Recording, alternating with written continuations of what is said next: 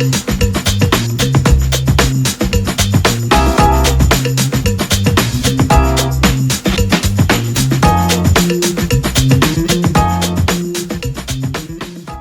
saudara, kita sama-sama dengarkan firman Tuhan tentang Paskah. Berbicara tentang Paskah selalu berkaitan dengan yang namanya cerita tentang kisah Marta dan kisah Maria. Kenapa? Karena bagian ini adalah bagian yang penting, bagian yang sangat erat dengan persiapan Tuhan Yesus sebagai anak domba. Bagian di mana ada seorang yang memperhatikan hatinya sebagai sebuah persiapan, dan ada seorang yang menyerahkan hatinya untuk menangkap apa yang mau Tuhan katakan.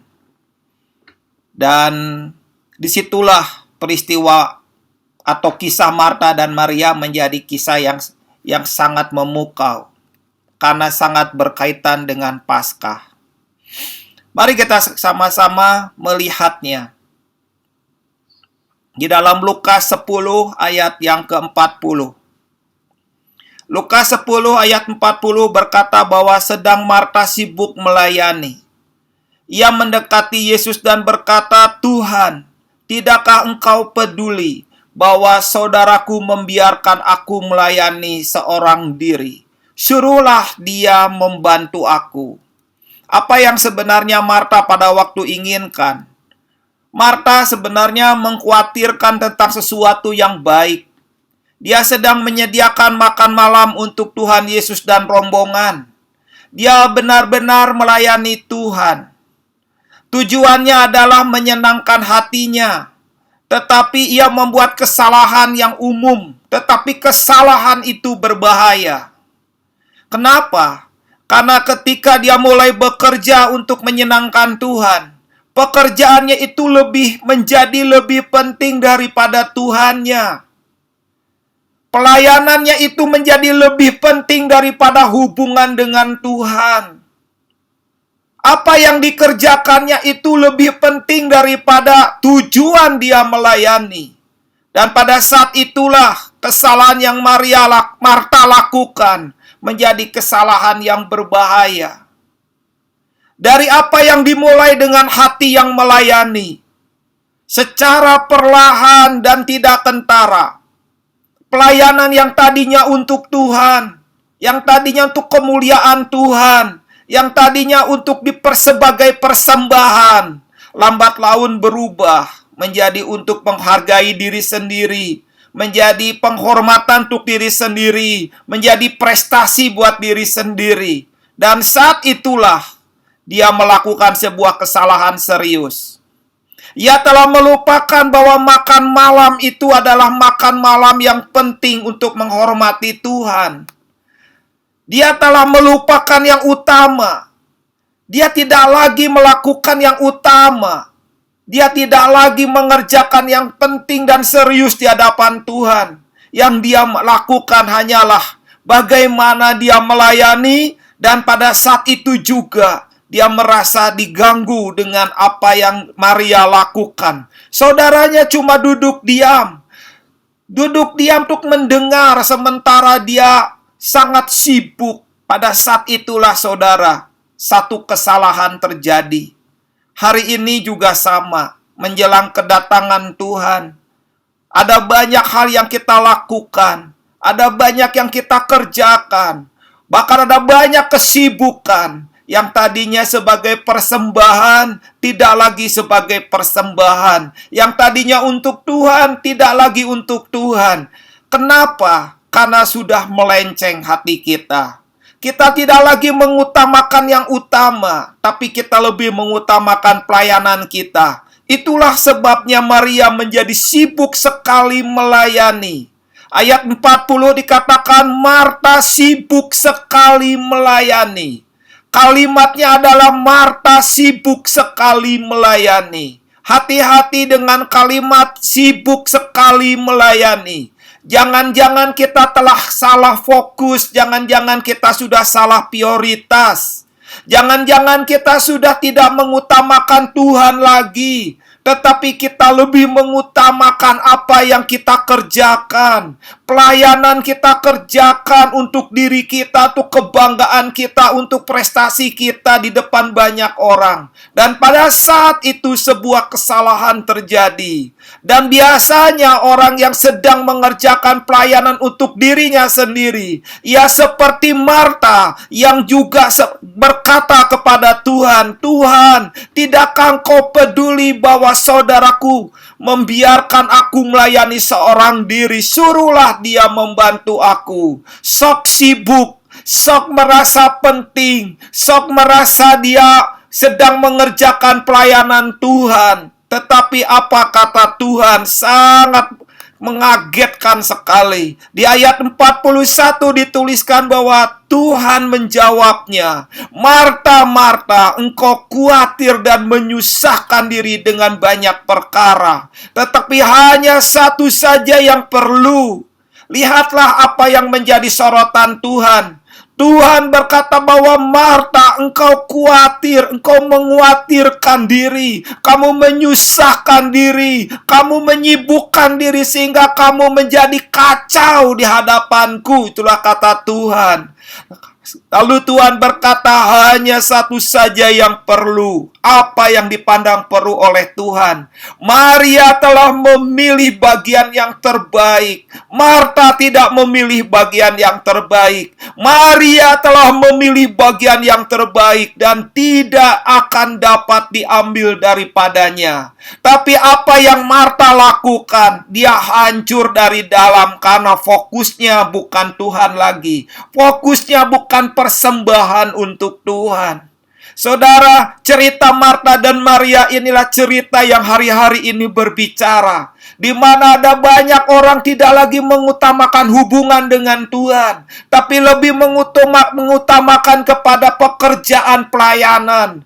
Kita sibuk pelayanan, kita serius dengan pelayanan, kita konsentrasi dengan pelayanan, kita fokus dalam pelayanan. Tetapi sebenarnya bukan itu yang Tuhan mau. Dalam perjanjian baru, kekristenan itu bukan aktivitas. Kekristenan itu adalah hubungan. Dalam perjanjian baru, kalau kita mengasihi Yesus, itu bukan karena perintah untuk mengasihi, tetapi hubungan mengasihi itu menghasilkan hubungan yang lebih erat. Hubungan yang lebih erat itu menghasilkan ketaatan. Karena itu ketika Marta mengerjakan pekerjaan itu dan komplain, dia berkata, "Suruhlah saudaraku itu membantu aku." Tetapi Yesus berkata, "Marta, Marta, engkau menyusahkan diri, engkau menyibukkan diri untuk hal yang tidak perlu. Tapi hanya satu saja yang perlu, yaitu duduk diam, mendengar perkataanku, mengerti hatiku, menangkap apa yang ingin kukatakan kepadamu." Yesus berkata, "Marta telah memilih bagian yang terbaik, tetapi engkau Marta, engkau tidak memilih bagian yang terbaik. Lihatlah saudaramu ini memilih bagian yang terbaik." Apa yang terbaik itu di mata Tuhan? Duduk diam, mendengar, tanpa agenda, tanpa ada satu keinginan pun, hanya untuk duduk diam, hanya untuk mendengar, hanya untuk memberi hati, hanya untuk memberikan telinga kepada Tuhan, untuk mendengar setiap kata-kata yang Tuhan sampaikan. Dan ketika itu terjadi, hal itu merupakan tidak akan dapat diambil dari hidup kita. Karena itu saudara, peristiwa Maria dan Marta ini adalah peristiwa yang penting, yang berkaitan erat dengan Paskah. Tuhan lebih disenangkan dengan seorang yang memperhatikan hatinya, saudara, dibandingkan dengan suara ribut pelayanan. Tuhan lebih disenangkan dari seorang yang memberikan hati kepadanya, dibandingkan suara kesibukan pelayanan. Dalam hal ini, saudara, apa yang terjadi? Semua pelayanan itu, Tuhan lihat cara hati kita melayani, cara hati kita melayani. Karena itu bukan masalah pelayanan yang kita kerjakan terlihat atau tidak terlihat. Bukan masalah pelayanan itu besar atau kecil. Bukan masalah pelayanan itu keren atau tidak keren. Tetapi yang Tuhan perhatikanlah cara hati kita menentukan di hadapan Tuhan. Cara hati kita melayani menentukan di hadapannya. Kalau kita lihat dalam Yohanes 12 ayat 1 dan 3. Yohanes 12 ayat 1 sampai 3. Ayat ini berkata, 6 hari sebelum Paskah. Kalimat Paskah dalam perjanjian baru ini mulai diucapkan, mulai dituliskan. Dan itu selalu lagi berkaitan dengan Maria dan Marta. 6 hari sebelum Paskah, Yesus datang ke Betania, tempat tinggal Lazarus yang dibangkitkan Yesus dari antara orang mati. Di situ diadakan perjamuan untuk dia, dan Marta melayani. Lagi-lagi dituliskan Marta melayani, atau Marta sibuk melayani, atau Marta sibuk mengerjakan pelayanan. Lalu ayat itu dilanjutkan, sedang salah seorang yang turut makan dengan Yesus adalah Lazarus. Maka Maria mengambil setengah kati minyak narwastu murni yang mahal harganya. Lalu meminyaki kaki Yesus dan menyekanya dengan rambutnya. Bau minyak serta memerbak di seluruh rumah itu.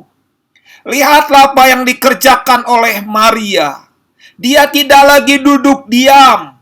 Dia tidak lagi mendengar. Tetapi dia mengerjakan dalam ketepatan. Dia mengerjakan persiapan Paskah. Dia dipilih Tuhan untuk mengerjakan persiapan Paskah yang begitu luar biasa. Menjadi satu-satunya orang yang minyaknya menyertai Tuhan sampai ke kayu salib.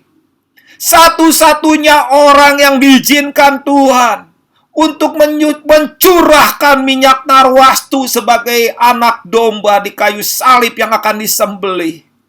Lihatlah saudara, seorang Maria yang duduk mendengar telah berubah menjadi seorang Maria yang mampu mengerjakan Tuhan, rencana Tuhan. Sama seperti Abraham dengan Ishak. Perjalanan Abraham dengan Ishak di Gunung Moria didampingi oleh Ishak, seorang anak perjanjian yang akan disembelih. Ketika Abraham naik ke gunung pada waktu itu, Ishak bertanya, "Bapa, di sini sudah ada kayu bakar dan api. Di manakah domba yang akan kita persembahkan di hadapan Tuhan?" Abraham menjawab, "Tuhan akan menyediakan."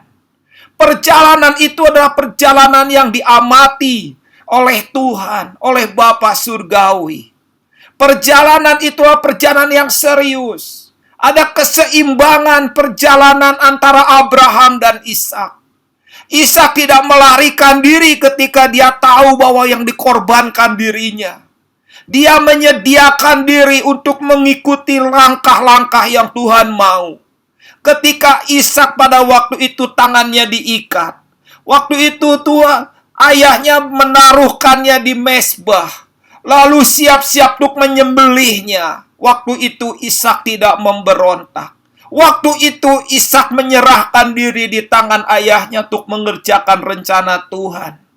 Saudara, pada hari ini Tuhan mencari orang-orang seperti Maria yang mau mendengar dan menggenapi rencana Tuhan. Dia mempersiapkan bagiannya adalah menyiapkan minyak narwastu yang mahal harganya untuk meminyaki kaki Yesus, menyekanya dengan rambutnya. Maria melakukannya dengan sepenuh hati. Kalau tadi saya cerita tentang Ishak, Ishak juga sejalan dengan papahnya, sejalan dengan Abraham mengerjakan rencana Tuhan. Sehingga apa yang terjadi di Gunung Moria, ketika Abraham sedang melakukan proses penyembelihan, tiba-tiba suara malaikat berkata, "Abraham, Abraham, hentikan, hentikan, jangan sembelih anakmu itu. Aku telah melihat, aku telah memperhatikan. Kalau engkau sungguh-sungguh menyerahkan anakmu lebih daripada apapun, engkau sungguh-sungguh mencintai aku lebih daripada anakku. Jangan kau apa-apakan anakmu itu."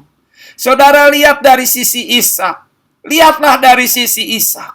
Sisi di mana seorang yang selalu mau mengerjakan rencana Tuhan. Walaupun itu artinya dia akan meninggal. Itu artinya sebuah pengorbanan yang besar.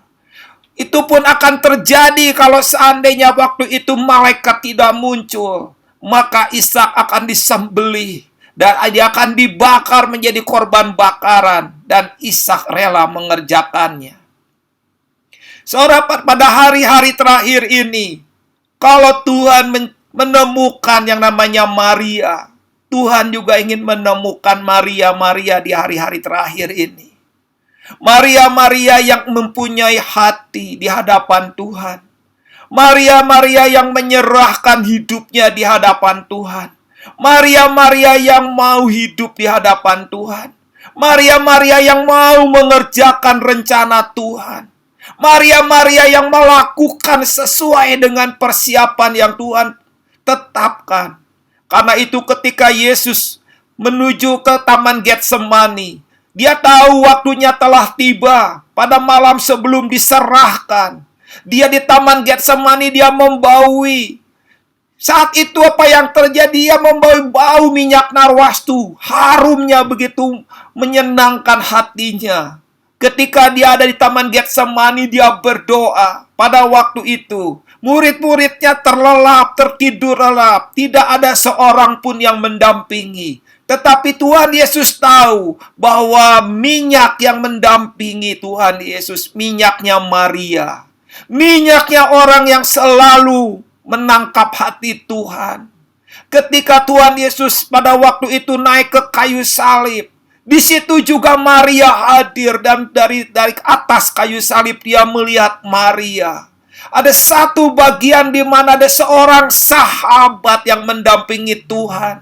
Ada seorang sahabat yang nyambung. Ada seorang sahabat yang dapat menjadi curahan hati. Ada seorang sahabat yang bisa menangkap hatinya. Ada seorang sahabat yang bisa mengerti. Dan pada waktu itulah Tuhan Yesus melewati satu proses penebusan.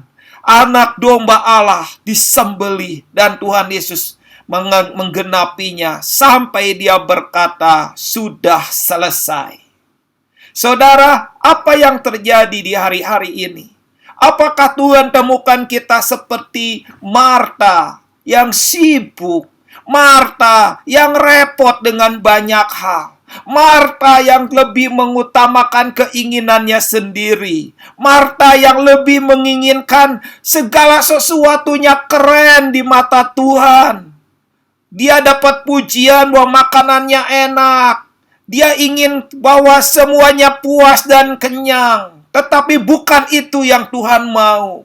Di Paskah ini, yang Tuhan mau adalah seorang yang mau mendampingi Tuhan mengerjakan pekerjaannya. Marta tidak dapat mendampingi Tuhan. Marta kehilangan banyak hal. Tapi Maria mampu mendampingi Tuhan. Di hari-hari terakhir ini, yang Tuhan rindukan orang-orang yang mau mendampinginya. Orang-orang yang seperti Ishak yang mau mendampingi bapaknya menggenapi rencana Tuhan. Hari-hari ini yang Tuhan carilah seorang sahabat. Seorang yang mempunyai keintiman. Seorang yang mempunyai kedalaman. Seorang yang mampu menangkap rencananya. Seorang yang bisa mengerti curahan hatinya. Tuhan suka pergi ke Betania. Kenapa? Karena bukan karena Marta. Di sana ada Maria. Menjelang 6 hari sebelum Paskah, Dia tidak pergi ke kota-kota lain. Dia hanya pergi ke tempatnya Maria. Karena ada Maria. Di Betania itu ada Lazarus dan ada Marta, tetapi dia lebih suka bersekutu dengan Maria. Kenapa? Karena persahabatan, karena keintiman, karena persekutuan, karena kedalaman yang begitu kuat yang dibangun antara Tuhan dengan Maria. Maria tidak banyak berbicara, Maria lebih banyak untuk mendengar. Dan hari-hari ini yang dibutuhkan bukan orang-orang yang banyak berbicara, banyak mengerjakan. Di hari-hari ini yang Tuhan inginkanlah orang-orang yang banyak duduk mendengar. Hanya mendengar dan mendengar. Hanya memberi hati dan mengerjakan rencana Tuhan. Saudara, kalau hari ini kesibukanmu begitu menyita waktu, hati-hatilah.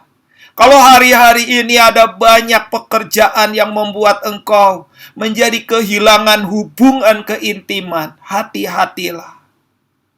Itu ujungnya akan menjadi Marta yang tidak tahu apa-apa. Tidak mengerti bahwa sebelum hari Paskah itu Yesus datang hanya untuk berbicara dengan sesuatu, dengan hatinya kepada Maria.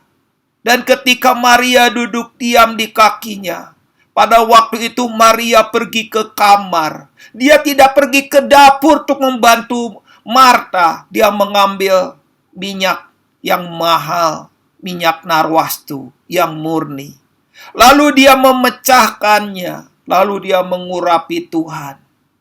Saudara, cerita inilah cerita yang sudah sering kita dengar. Tetapi bukan apa yang kita tahu, bukan apa yang kita dengar, bukan apa yang kita hafalkan. Cerita tentang Maria dan Marta, cerita tentang seorang sahabat. Sahabat Tuhan Yesus.